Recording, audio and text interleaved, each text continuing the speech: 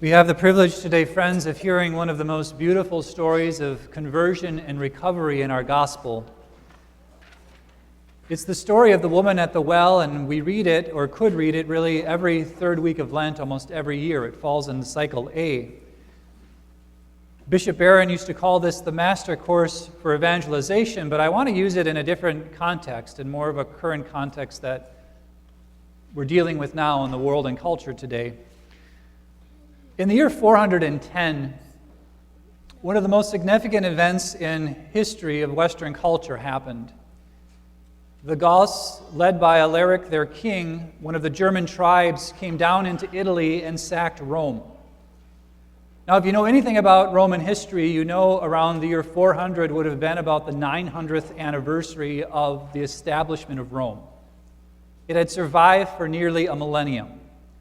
Historians debate those dates. I don't want to get into that, but the very idea that Rome had been sacked by Vandals, was left unprotected and invaded, caused a certain shockwave that went throughout the empire. The reality, though, that Rome was sacked was much less grave than what the claim actually was.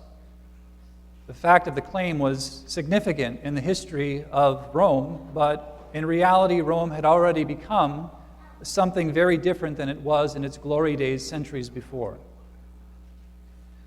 However, because of the shockwave that this sent throughout the Roman Empire, one of the greatest saints that ever lived, St. Augustine, who was trained in the art of rhetoric and argument, he was a lawyer, one of the greatest, and wanted to be one of the greatest in all of northern Italy and all of Rome, all of Italy, was asked the question after his conversion to Christianity, why in the world was this happening? By that time, Rome had become the source or the mainstay of the church, and so they wanted to know the question, whose fault was this that this great Rome had fallen? Because there was a lot of confusion.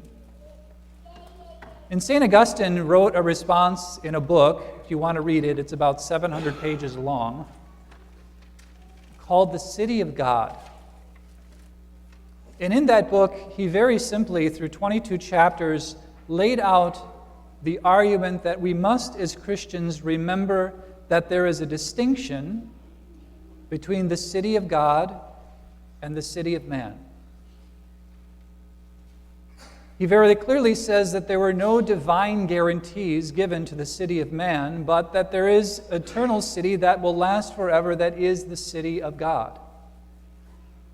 And that is the city that all of us, and the only city that any of us, can ultimately depend on. There are no other guarantees. This allowed, again, the blaming and the things that went on in those days to sort of be alleviated, because it caused people to raise their eyes to something higher, especially when they felt in their cultural circumstances that they were stuck and that everything around them seemed to be falling apart. Fast forward then, or go back to our gospel today when we hear this woman at the well. There's three things that I want to point out about the circumstances of this woman's life that should make us realize that in some sense that this woman's world had come apart. The first thing is she was from Samaria. Again, one of the great disasters in the Old Testament that I often talk about is the destruction of the temple around the year 600. That was the greatest disaster in Israel's history because that temple was God's house and they let it be destroyed. But 70 years later, after the people of that city were exiled, they were allowed to come back by King Cyrus. And as they came back, they realized that some of their fellow countrymen who had lived there, had not actually been thrown into exile, were intermarrying with other people that were not of Jewish origin, that left them ritually impure. And so after they came back to build the temple, this group that had intermarried had come to them and said, we want to help rebuild the temple with you now that everything's back together. And they were told no. And so, rather than worshiping at the temple in Jerusalem, they went off to Samaria, built their own temple, got their own mountain, and began to worship, which is why in the gospel it says that Samaritans have nothing to do with Jews. It was a religious battle. It was a discrepancy between where they should worship God. Now again, I want to point out this in the gospel because I hear this in our culture so oftentimes. It doesn't matter really where you worship.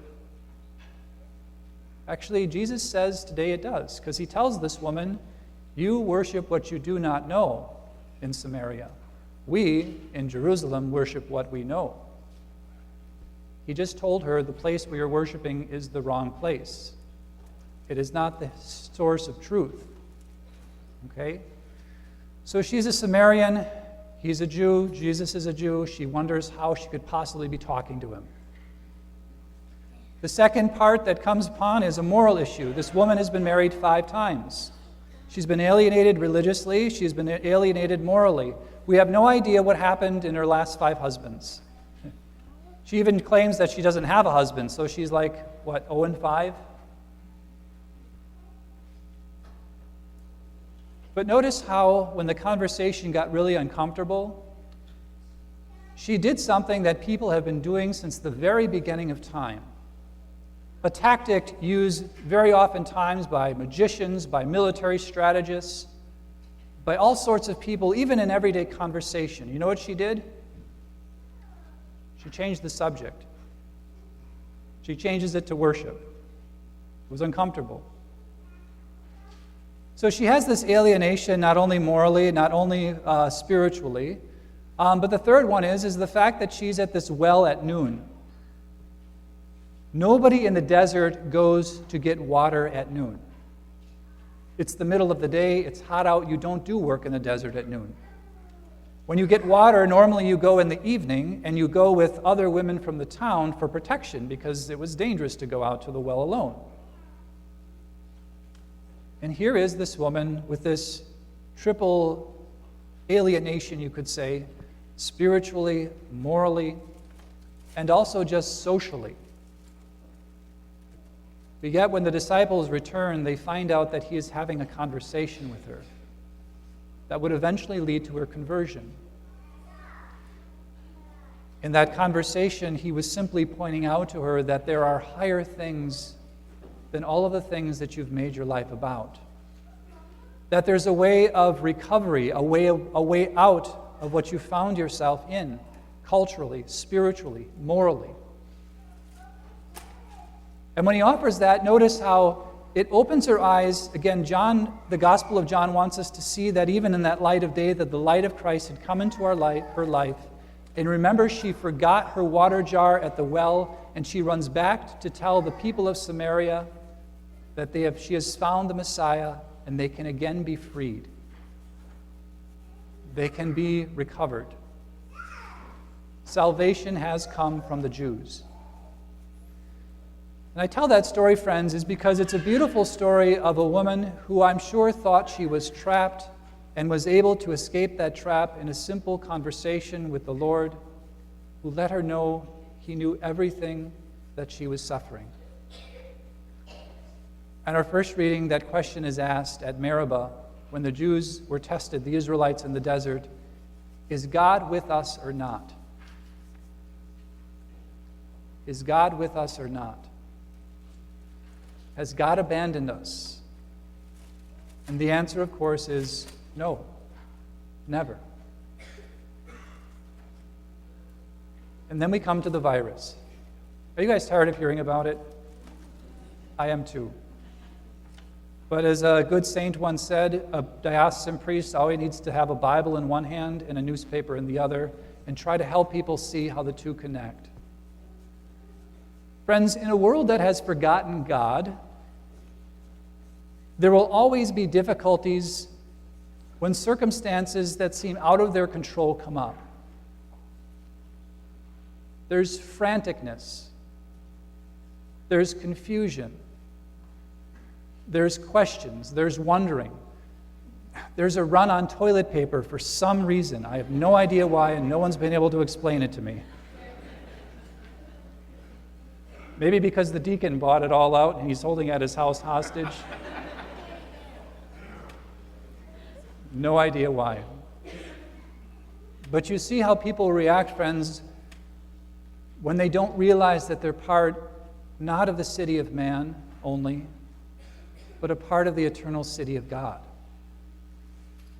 This woman's life has just been highlighted in the fact that she belongs to the city of God and she forgets everything. Friends, as Christians, we have to remember always where our light comes from. We don't want people to get sick. We don't want people to die. But the reality is that there is nothing more important than salvation. If there's anything more important than salvation, please tell me what it is. And the one thing that we need to do in that quest for that salvation is to be able to trust in God. Because He is the fixed star in the sky. He is the one that gave us the city of God through our baptism. And this life, again, is not ultimately what we're called to. We don't need to panic because God is with us. So friends, consider that today, even as you take extra precautions, even as you understand that your life is not caught up and ultimately ending and ultimately tied up with this life, that as we celebrate this Lent, every great tragedy or every great difficulty in life should always be for us an opportunity. And that opportunity we're going to have, obviously, is very simple. There are people, again, I don't know if this is contrived, I don't know if this is being blown out of proportion, but the reality is that there are things that are happening that are going to cause people to lose their jobs. They're going to be off for weeks. There are people living paycheck to paycheck that may not be able to pay all of their bills. And there may be some people that are okay financially that can afford that. So the question in the midst of this is, are we going to turn in on ourselves, or as our Lenten practices command us to do, in prayer, fasting, and almsgiving, are we going to look for those opportunities in order to help people, our neighbors that may need that assistance? That will determine, friends, if we've made false gods, if we've really depended too much on the city of man and not the city of God, and if we're willing to actually trust our Lord in this, what I think is going to be a brief thing, I hope, on what we're made of as Christians spiritually. And so, friends, look for those opportunities in this time, because God never gives us any sort of burden that He doesn't see as an opportunity. That's what our whole first reading is about. Did you bring us out in the desert here to die, Moses? Is that why God brought us out here? No, He didn't. He did it to test you, to see what city you would really choose, who your God really was. And so today, let's take that and look for those opportunities in the next few weeks of where we can help out. Again, if you're one of those people that needs help, you can come see me. There's lots of other places. You don't have to be afraid of doing that. I know things might be tight for some people for the next few weeks. But please, keep your eyes lifted up. This too shall pass. And let's ask the Lord for the grace and the peace that He gives us in our hearts today as we receive that communion, that union with Him, that foreshadows that eternal reality that each one of us are going to have in that great city of God that we call the eternal reality of heaven.